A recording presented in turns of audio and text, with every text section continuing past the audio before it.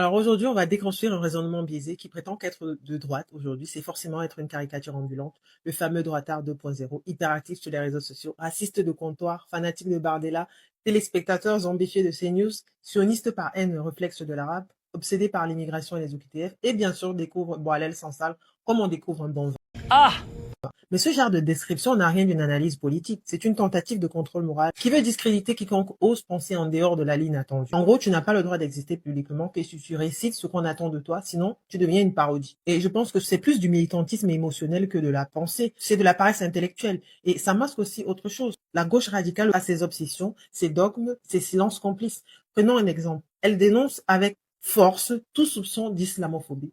Mais silence radio quand il s'agit des dérives communautaristes dans certains quartiers, pression religieuse sur les filles à l'école et des appels à la haine dans certaines manifestations. Résultat, elle trahit ses propres valeurs, elle ne défend plus l'universel mais des identités. Mais oui, c'est clair. Peut-on vouloir une société égalitaire tout en fermant les yeux sur des dérives graves simplement parce qu'elles viennent d'une communauté qu'on considère comme opprimée par défaut? Voici un exemple concret. Pendant plus de 20 ans, des centaines de jeunes filles blanches issues des milieux pauvres ciblées parce que blanches ont été violées et exploitées sexuellement par des réseaux d'hommes majoritairement pakistanais. La police, les élus et les médias ont simplement étouffé l'affaire. Pourquoi? Parce que parler de l'origine des agresseurs était considéré comme raciste. On a préféré protéger une idéologie que protéger les victimes.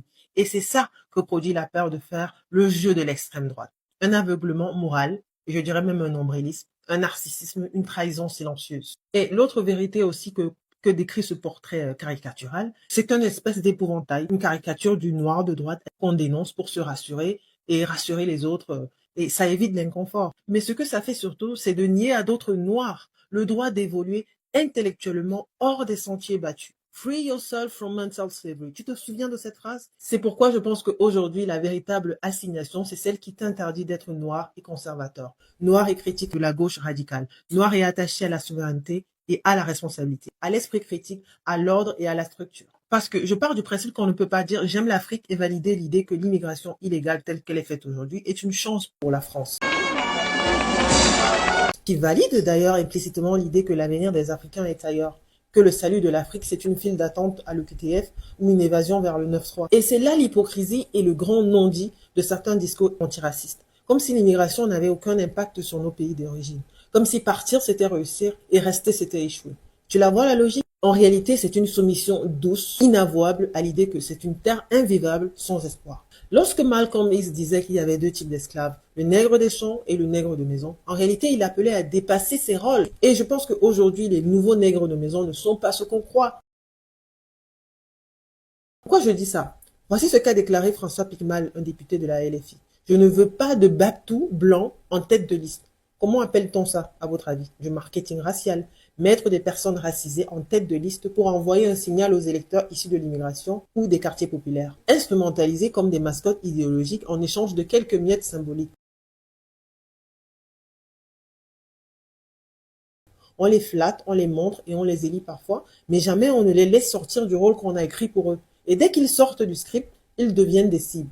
Alors je vais dire une chose. Oui, j'ai des idées à droite sur certaines questions. Sécurité, responsabilité, cohésion sociale. Parce que je pense que si on veut parler de vivre ensemble, il va falloir se dire les vérités sans langue de bois, sans pas de vaguisme. Mais aussi et surtout, ça ne fait pas de moi une marionnette de CNews. Et je pense qu'on peut écouter Onfray sans adhérer à tout ce qu'il dit.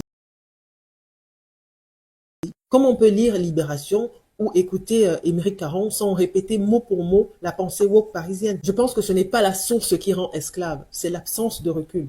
Et c'est ce qu'on appelle avoir un esprit critique. Je juge donc les gens en fonction des actes, pas par réflexe ethnique ou religieux. Je pense que l'immigration illégale telle qu'elle se fait aujourd'hui est un sujet complexe et je pense qu'elle n'est plus une chance pour la France, mais bien une malchance pour l'Afrique. Et surtout, je n'ai pas tronqué un prêt-à-penser de gauche contre un prêt-à-penser de droite.